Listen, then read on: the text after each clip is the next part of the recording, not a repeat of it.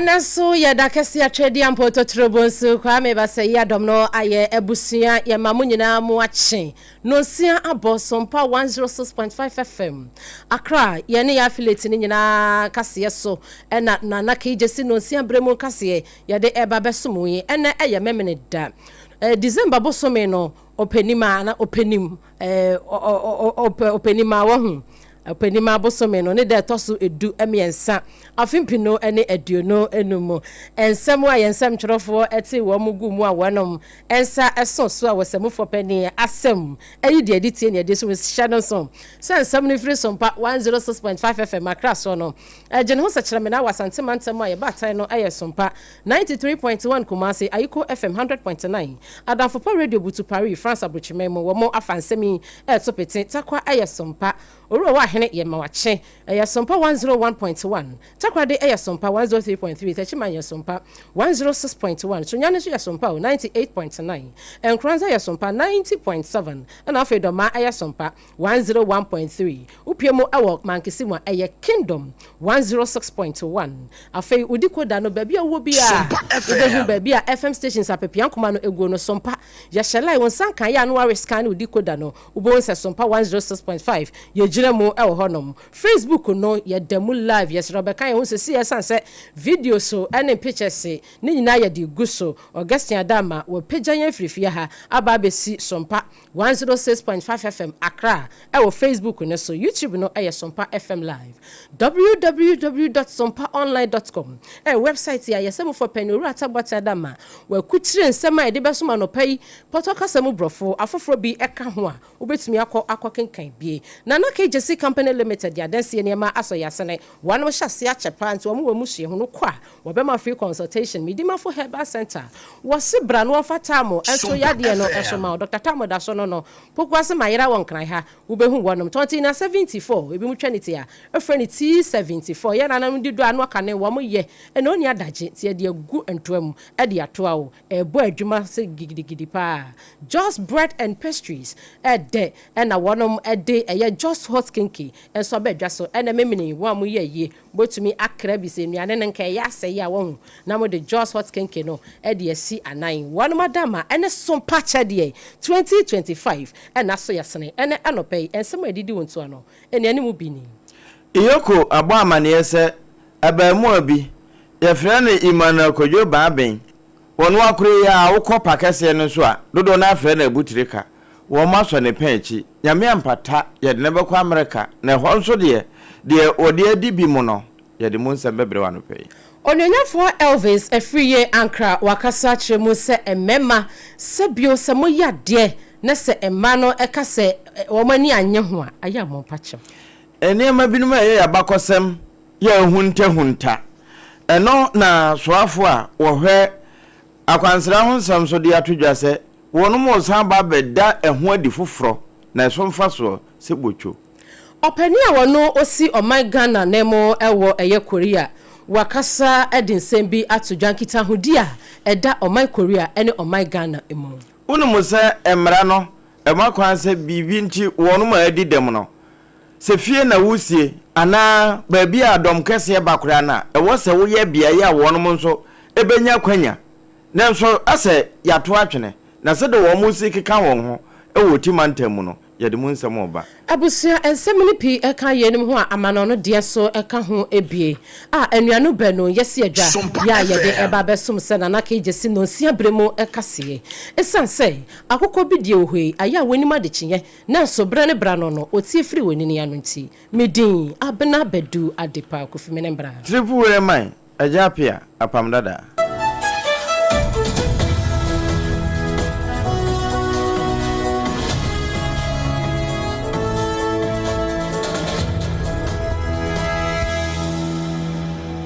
Afe ensem no ne miebie so nie Economic and Organized Crime Office omo na efro won yoko omo krata ana no pay edamanimi na omo se yemfamfa fidie so ne yema nsan nyina so nte se obi a wono mu hu ne se eba pakase no so yemfa nyansa kwan ene ada ebi mu nye wo mo ho agapade bia wodi mu ntintima pa Frederick Kumi edu ba bia na ya frɛ ne Emmanuel kojoba oben dodo na frɛ na butirika na yawada no mu na yokofo ebo sama ne echese wo monsa ka enkra bi edi adanse se saafo yakeka won ho abom ebinom kura wa amanone ya wo mo ne wo mo a enyina wie abo wo mo bra wo bi bidie nanso asa wayen lonely ehye fie no timi didi nkomo a eya ba sede efrefre akondo no nyina won mo wiwe ni nyina bi wo pa no so ewi a na fe wo mo age wo mo ho sika ne no na sa hwehwemu no tototo dwana wo mo didi nswanso no eba bepie o my Ghana mu enam sa aye so nso no yekofo nso hwehwemu wo mo aso aba mu epa chi se enya de a wo mbetena se aso so abonefo sem so na we ya ye kan no ahweye babia ne mekeka kono wo mo de na beko US abrochi mu America eho na wo beko akodi na asem na sade bone na wo mo akeka kase commit wired fraud money laundering conspiracy binumaka won ho abom na afi for future sophistication eno no de akura ba beka ho anyame ampata 20 years eno na yeko ese we nyina wo yo no nye wono nko woni FBI fo sada na International Criminal Police Organization Interpol na afi Narcotics Control Commission NACOC wo mo nyina aka ho bi na sa adwumadie wo no modie abusia enu adwumadie bi ekoso ewon kran hase ya na eno no eye asoya wonom ehye enkwada afei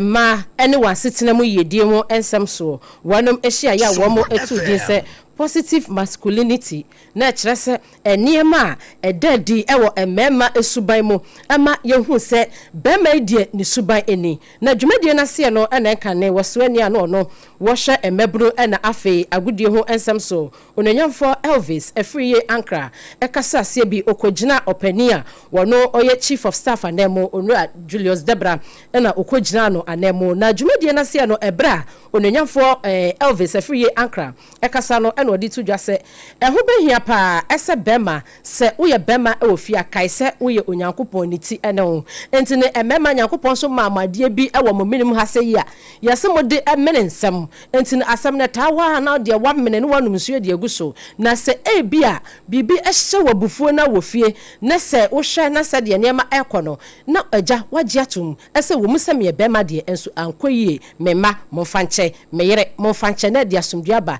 ema bibi entregaw ema wo hu nye hu wofie afei wo pie fie pe na nkwada abohire wo ba pe na wo mu nyina amoa sanse wo mu ayam hyehye wonom eniema ewo wo mu a wo de keka ho empo wo kasamo amie hu sade wote enti wonom etufo ese ebra so se emema mutumi eham ho so na montete ma ene kwada ebra ononyafo Elvis Afriye Ankra ekasa no so mpakase ya tribi and he supported a strong man, but he allowed his space to flourish and function. One years the life of Israel, and there's a dimension we all feel about. That happened the last time, and all the things was very strong. Israel was also a very strong, powerful man. So why did JJ not intimidate her? JJ allowed her to flourish. Ebro ononyafo Elvis Afriye Ankra enka nesuani na wono wo hye emebno ene agudie ho ensem so wo manyem wakasa ye ewo dwumade na se ewiye no wo suani a wono so etua saso ye na no mechira so ye wonom ehya nkwada ne ma ene wasetena mu yedi ho ensem so gender minister ononyafo Mame Agnes na momo lati wono so ekasa ye ekire ni semu se ekwan a emema bie efa so violence ewo manyem no ene men and boys also experience abuse at the hands of women and girls. JSA made that clear in our conversation earlier this year. Our advocacy must therefore protect every individual from all forms of violence, regardless of gender. Distinguished guests, this is an opportune moment. Let us encourage men to be role models and have said, His Excellency George Dramani Mahama, President of the Republic of Ghana, is a worthy role model. Openia wakasa ye eyeswenia wono ohwe gender ministry no eso onenya forma me Agnes na momo lati dwumadia enra wonom ediye efa eye enkwada ema ene kwan ye fa so abuse wonom ene emema esu ya ewo wo mu a edadi ema yehu be makora waye enkankan efa eno no edi osu ehu ene hiro eto ma ene kwada so enam so me yetete wonom no womo edi mu nkomo ewo nkrehe ya yadan yachi edi asom Enra emrasha badwefo wonomo ekwasetena na honorable for ni nyina hye no ba me jifa gomashe soafo awono na wohwe akwansera ho nsam so wo address parliament na mu na wo bo amane ye kire sede na soeye no a wo ba befa ye no sede ye hote sede osifa no na ba bia mpempe ya wo ma pemaduru na mu wo kyese ya mamra hodo ya fahye ene yesu ni ye ban de de ye nsa wewe obi mu a eye nkaidum no efrefre pa eno nso timetwe mfaso ba ente oni se wo mani akoho ya wo madwendwene ho na wo ka ho nsem ede kire no na no oponchecheku onabo no wo ho deda ya woto bi ede mane ye mame jifa gomashi. We will support practitioners and traditional communities who keep our heritage alive. Mr. Speaker, the ministry is also working hard to establish frameworks to protect intellectual property and the rights of cultural practitioners. Finally, Mr. Speaker, we are making preparations to nominate additional Ghanaian cultural expressions for UNESCO's intangible cultural heritage list, ensuring that more of our traditions, festivals, crafts, and performing arts receive global recognition. These efforts form part of Ghana's broader strategy to elevate the creative economy, empower communities, and position culture as a driver of sustainable development. Mr. Speaker, in conclusion, I wish to humbly remind Ghanaians that intangible cultural heritage is a living force, and it is what holds the key to unlocking the potentials that we have. Ene yesoafo a wono enehwe akwansera honsem so tourism ministry no de woda no mame jifa abrago mashe na wakasa wie na takura de mrasha badwani babi asompa 103.3 wono onna boda commensa wo kire ebe chese no kwasem na wono sei CK band wo monwom adwa yanke wo pepapa apa nti se yetumi dan tete hore de no nso kura asa de ba ebe she ne die mu a ebe bo apa isan so to ani a wonu ma na ebo sa anyom no fa kese na akọ akakuma bi na anu ya kura na yewura cha asoko ya akire deje.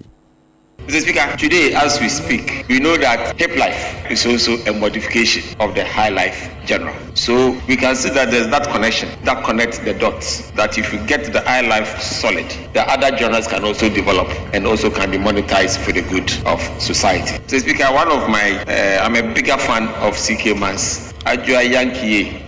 APPIAH Yankee. You see that song? I believe that it is time that we support the high life, because currently, as you see it, only a few artists are actually engaged in high life, and if you are not careful, you might die off. Honorable Mensa Ochredako, Takra Dimra Shebedweni, and Atinken. Abusia won some from no channel success SOMPA 106.5 FM and awutie no sia bremo kase hatu din na naka ejesi no sia bremo ekase and some from no openia wono osi omega na nemo ewo eye Korea maimo eye owura kodwochoi wo de akoto ni Facebook wo akire mu se enkita hudi a edna oman Korea na afa Ghana nemo no wo ye di obetumi bia ese obetumi aboa na oman yimienu no so etumi akoyie we eboa ne nyonko na we so eboa ne na said ochire ni nsemo ewo ni post eso ene say wo hu se Ghana mampani did the obetumi bia ene ne mpanifo adeboa ama enkitahudi a eda Ghana ne amaman so no etimi agina na etiase so etumi akomo wo say wo hyemu a oman Korea ene Ghana diplomatic relationship no ebe se mfinhia aduonum na yekoi entini se yedu mfinhia aduonum dia na eche se eyehure entini ewo se wonum hu se aman mienu ehyase efa yonkofa no wonom anya mfaso papa bi adi afiri wonom mienu nyina so enye se Ghana nko aba benefit ye afiri wo man Korea so wose Korea so etimi benefit ye afiri Ghana so a oru akodwo choi wose wodi hu djuma gidigidi pa ne kasa mu no ene wodi ba we ya wo kire mu se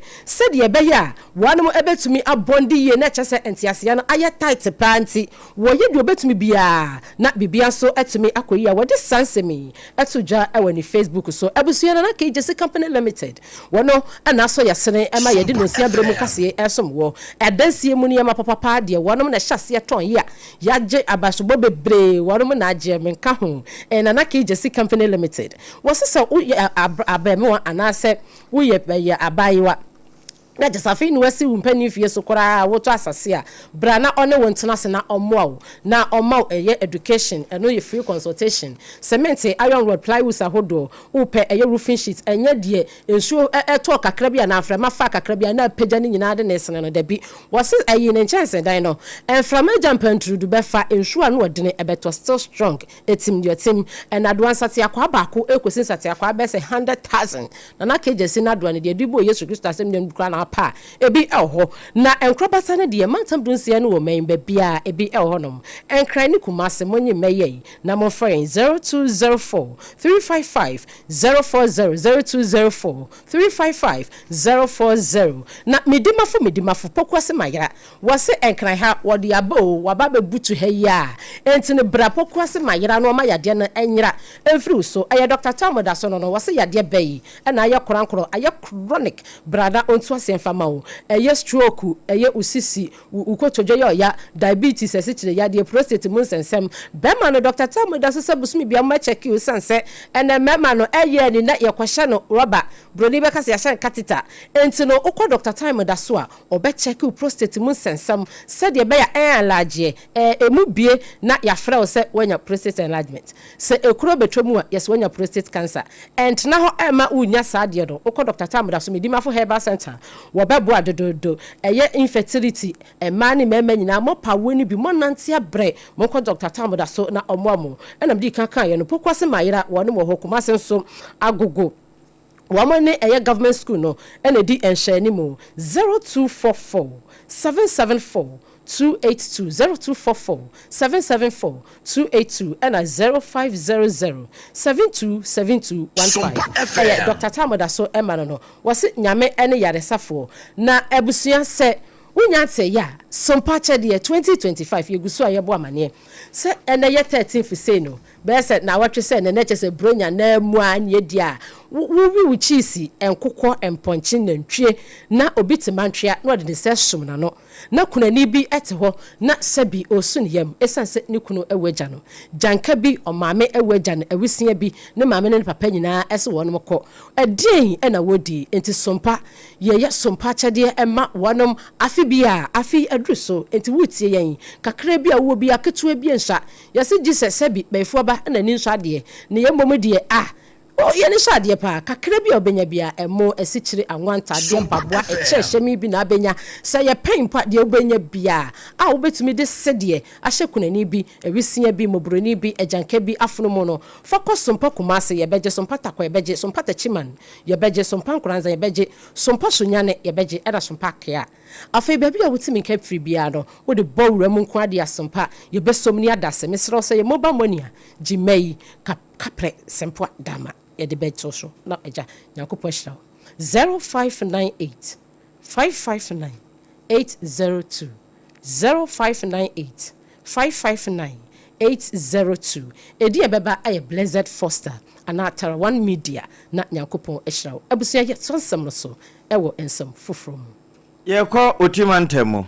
na wonuma bibinti wadi dem Ghana Federation of Disability Organization awo otimantemo na womonso akeka won ho se Eli 2006 at 715 eno eka ne pefe se bibinti obidi dem a se ba nwumasua apomuden ana bibia de ne ho esi ne ho so onya no wono nso wo ho akwanya enti se ne wo kodom mu ebia ye dodo ya ne so ba bia ye fakro wono maye ebia stesia dodo na betumi atutu wo mo na asisie no so wodi ne hwi che na ekwa e wo so wonya ba bi wodi befro ebi ni ho saa pe etiamra saa mra yi asa atwetwere mpenimfo bo ache eno wura yi mana donko wona na akọ otimantemu a oye wo mo president na wo mo aka ni street e kire adehye ne se no kwasem ni emre yi ada ho ache pa nti wo mo ka kire mpenimfo se wo mo kọ badwafie ho ba bia no na oponchiche komo ekofa ensam ahodo ekoso e wo mra se badwafie ba no wo mo moso enche se LI 2006 at 715 no ache empenimfo hwe se wo mo be passe na atumi aye adwuma amade wo befom no emre atumi adi no enti wo mo twiro krata na wo mo de kokoma Reverend Harry ni kweu wono ne ginamu Chief Director Edema Oti Regional Coordinating Council no woje se sakratai wonna so wo de bakwa akoma Honorable John Kojo Japan so afọ hwe otimanta no so no no so abo akire amane duru mpanimfo aboboa no na namon bia yese wonu mutu wo ho no wo mo atu Abusua ebunu istimantam ne mo eye odum judgment a wonom e ho wo mo aka wo mo tam abom aye nkyekere ene teteye e de amade hia wonom wo fa wo sanse se yawura bronya busum yi mu nko ade epe no ewiemu pade hunufo mekere Ghana Meteorological Agency fo no wo madika boy amane se afidie ye num nsuo entwe wo pe esanse epe na beba pa ye ho be furuban ye hyase ye num nsuo pa na enum ena fire commander ya wo no oho ACFO11 na chese ACFO2 Naomi Ofori Adubia Sapon wakasa ye echemu se ebre aso se Ghana for ye be me ani ada ho kankan wanam ya ade yi bi aha wuwi a fato fom na watwitwi so hwese adum ansa na watu atene ebio so wanam a ye di bronyan wan beto knockout obetepa wotu wi agina ho hwese ba bi ekoto ye no adum ansa na wako wobi hanum a wogina ha no wato behu anse enam do me market wonom waja hokọ behu anse abonfaya na digya hyehye e de aba afi wonum ompese wo mo hyi wo mafu nso wonum ayentete ye hwenko e de ama wonum a ACFO2 Naomi Ofori etonkrei esomi Sabri eyemu aye awi ye ko dry season mu enti na futu ba ko ne se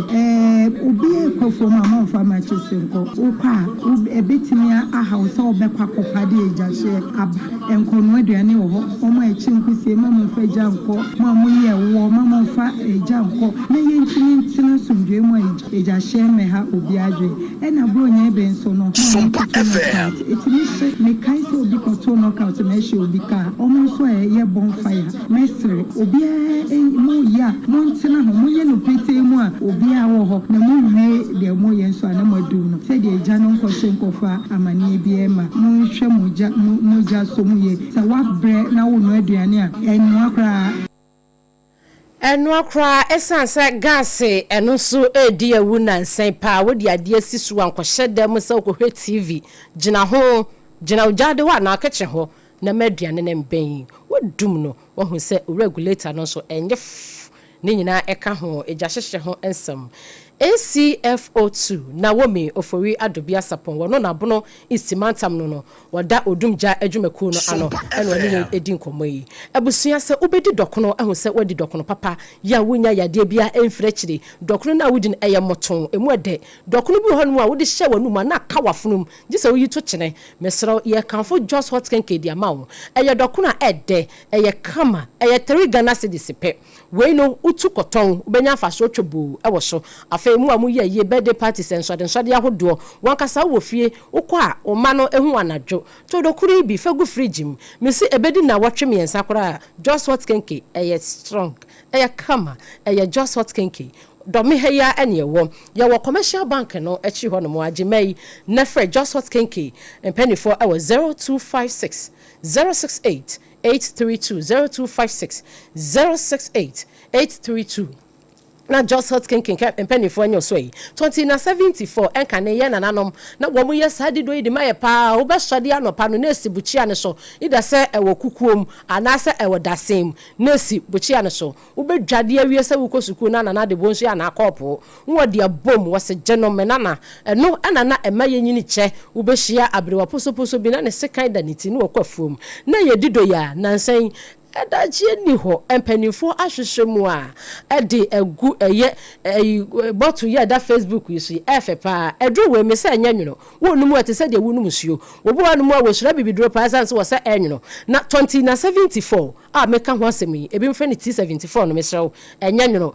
boost immune system no ma yade adwane ne namu mrika afiri nipadua no so enti yade bia gye nipadua na boso no mesrɛw wo ko over the counter anase pharmacy shop ana bia to adro bia wo so pe T74 ana 2074 yɛbɛma bi adroi akwada wonya finhya dumienu enum bi oba penfo ana oba ma akwada no fo no yɛsrɛw onka ho food and drug authority wo ma gya to mu sɛ ɛyɛ gimeye na fempanifo 0246 073 498 and 0501 628 931 T74 ni doso puomu pa no uko okeshi draglin pacho ubenya bi ene kumasenso ashdown kolena keba ho yedi akogu chapu enumeku ada rumenti yesro minute ba akope yaba sisi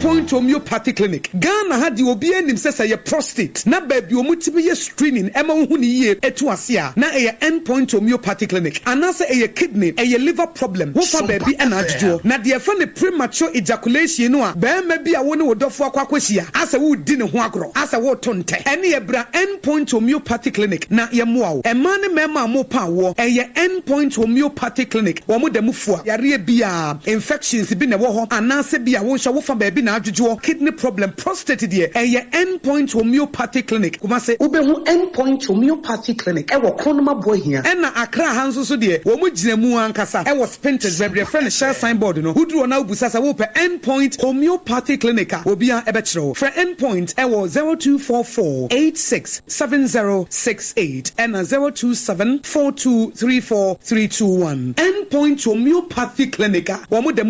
me pacho bra na me hwa de wo bag bra aden enanso biem time heba me hye ya me ka se yi ba kwin ani wayi me ensen bra sanya time heba me hye esi agye me ni me fiefo enya de abaako ebeso yen we de udi se ofa ni nyina time heba me hye me ka se me di one dance ya heaven ene de mekwa akopie enti se malaria we draw ne time heba mixture enye enunku o de nanum ato a wontimi anidie no time heba mixture duro no ene ye ma o oba a wafa afuro de o ma akwada no fo ene akwada woni mfie dumienu entimi num aduro yi bi se obeto aduro yi bi anuma hwe se wakọ hospital anase lab ame yehu se wo atudie malaria yi bi ansa se o petam heba mixture enuro dudu atu a fo ani kire KNG Herbal Center ewo Emrom Abidjan House ana ba akoso wo atonsu Monaco Junction eno echi obenya bi atowo over the counter medicine sellers any herbal shop dodo na emu pre 0244 417669 kayo set time no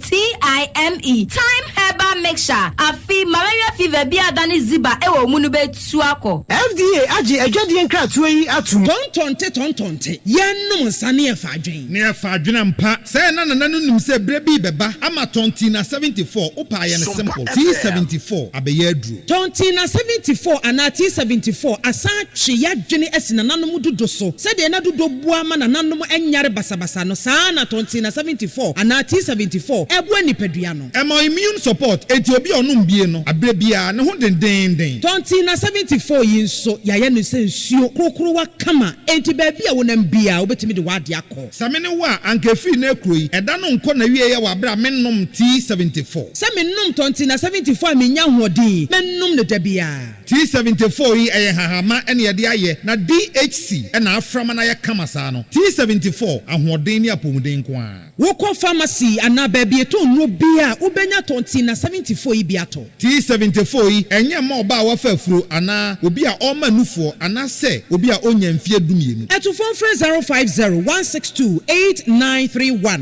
and 0246073498 FDA agi adwadie nkratoa yi atom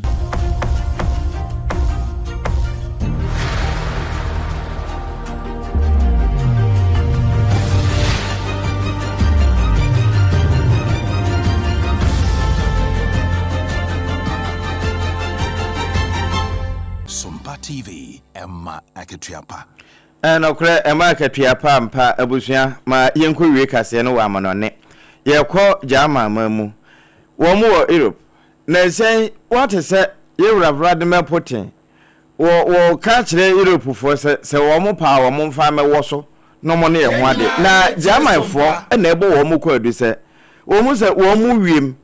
eno achi eba abefo ntentan ne so ba bia wo mo fa ho ebo wo mo ban pa na ebinim twitwa wo mo anamu nanso wo mo hwehwemu kan kire se Russia fo Moscow ahenkro ho na saa ne nema ni nyina friba nanso wo mo ka potense enye nokre na wo mo ka se firi se wo hyase de ne nsa kwa ka Ukraine fo 2022 ho no wo mo so ehwe petatakremu ebo wo ho ban nanso ni nyina no wono hu se eba wo mo bambom se de wo mo di hunta wo mbetwe wo nkon bia na Russia fo ene nanam ho na we ya wo mo kan no wo mo mfansie wo ma batro okra no Russia de ne hwene bewurawuram na wo yesese ade no asam ne sia na watwa ho bi wo de aya adanse Romania wo mo se yakasa pa se Russia fo de wo hwene ewurawura wo mo niamam enye honko wo ma sa bobo amai binom ya UK kura ka ho na eno no wo chese bra wo mo ba beto abasei Robert Habeck ya no no Green Party no da no wo mo ta na chia ekwawie na nkaja wo de kwati Frederick Meza ne wo no ye chancellor na wo mo ka se jama aban wo mo bambo no nya de a wo mbe jama na tofom na nse bi wo mo hu fake video bi a na ne na mansa na wo mo beto aba se ebinu mu wiem na ballot papers bi ba sai ni nyina na ho ne firi enti wo mo de eka e de a kire se wo mo ni moto a wo mo nso enimo ho eno so ne ye gina na anopai na kwajoje si no nsia bre mu kase ebo ya 2074 akomada mu wo kidini ahrawa wo hia bie je nkora ne de wo ma akwada no fo na opemfo afi immune na bistio no aduane esi wani mu a obefa ne sebrato eno eye Jos Hot Kinky na Medimafo Herbal Center e de time ato yenso ena no pay kase no ye de brewo na emom ubesi dan a hwehwe na kwajoje si company limited na kira kwan wono na de no kredie ye adwuma no na niema bo efo na ye ka ne sei de ben ena ye di hu nkomo kese bronya adu ubedidi na wadwena janka ana se kunani bi ho sompa kunafo achade abusuafo ahogim na nyamemfa so enhyira wode ma wo mo a edom akunafo enyisie ni nyanka wode fam no no wonso waye mu fafafo fa ahomai 0598 559 802 0598 559 802 Blessed Foster anatara wa media ni din ebeba entesa sanwachi na saye no foforo anupe woka ye ho SOMPA FM triple A AGYA APPIAH APAM DADAA ABENA BADU ADEPA KWOFIE ebusuya hye no se ensemi free SOMPA 106.5 FM no efa SOMPA 93.1 Kumasi ye batai no afi SOMPA ayuko 100.9 Kumasi Adamfopa radio butu Paris France abrichimemu takwa SOMPA 101.1 takwa de SOMPA 103.3 tachimani SOMPA 106.1 Sunyane SOMPA 98.9 enkranza SOMPA 90.7 and afi doma SOMPA 101.3 ufiemo ewa makisim ne kwado ye Kingdom 106.1 udikoda note yenka ewo so na Facebook no owura Augustine ode ye eba Facebook ne so ema ye damu nyina mu ase na afa YouTube no so ye SOMPA FM live www.sompaonline.com website ya yesemu for penny ata wata dama ekutire nsam nyina potoka sam brofo afoforo bi ka ho ye show betumi akwakenkan bi ene ye de na KGC Company Limited no sia bremu ekase ye so mo ebuso ye damu nyina mu ase ema mo monitor adehye